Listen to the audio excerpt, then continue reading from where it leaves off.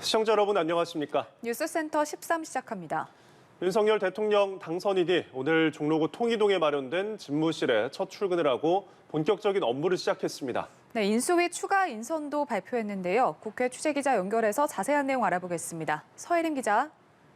네, 윤석열 당선인은 오전 11시쯤 통이동 집무실로 첫 출근을 했습니다. 집무 공간은 금융감독원 연수원에 마련됐는데요. 우선 이곳에서 안철수 인수위원장 등과 차담회를 했습니다. 차담회는 윤 당선인과 안 위원장의 상견례 자리였는데요. 인수위 운영 방향에 대한 의견을 나눈 것으로 알려졌습니다. 특히 윤 당선인은 이 자리에서 청와대 민정수석실을 폐지하겠다며 대통령실의 사정정보조사 기능을 철저히 배제하겠다고 밝혔습니다. 또 윤 당선인은 인수위 추가 인선도 발표했는데요. 김한길 전 새정치민주연합 대표를 국민통합위원장에, 김병준 국민대 교수를 지역균형발전특위 위원장에 각각 임명했습니다.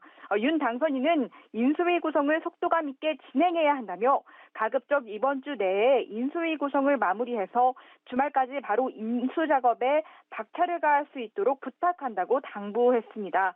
윤 당선인은 이와 함께 첫 민생 행보에도 나섰습니다. 코로나19로 피해를 본 자영업자와 소상공인들의 상황을 살펴보기 위해서 한 전통시장을 찾았는데요. 현장에서 상인들의 이야기를 경청하고 관련 대책 마련에도 속도를 낼 걸로 보입니다. 오후 2시에는 안철수 위원장의 기자간담회도 열립니다. 이 자리에서 안 위원장은 당선인과 논의한 인수위 운영 방향 등에 대해 밝힐 예정인데요. 또 안 위원장이 코로나 비상대응 특위도 전담하기로 한 만큼 소상공인 보상과 방역 정책에 대한 구체적인 구상도 설명할 걸로 예상됩니다.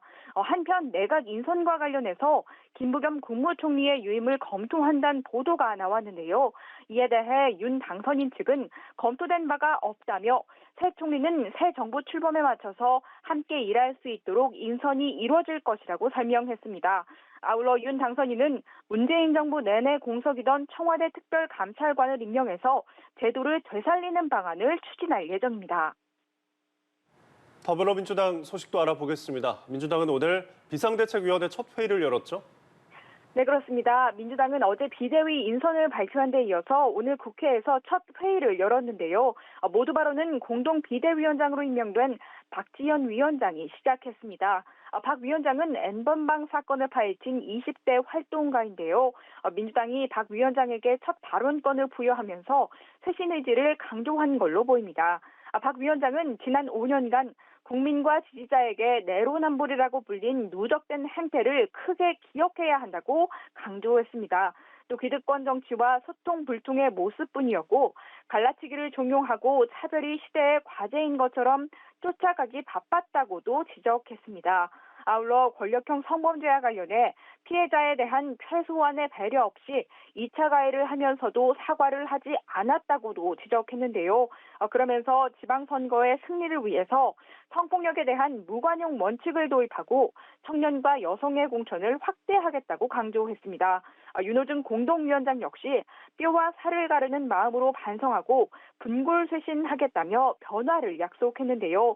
또한 대장동 특검의 추진 의지도 다시 밝히면서 민주당의 특검안이 중립적이라면서 민주당 안을 중심으로 논의가 가능하다고 설명했습니다. 지금까지 국회에서 전해드렸습니다.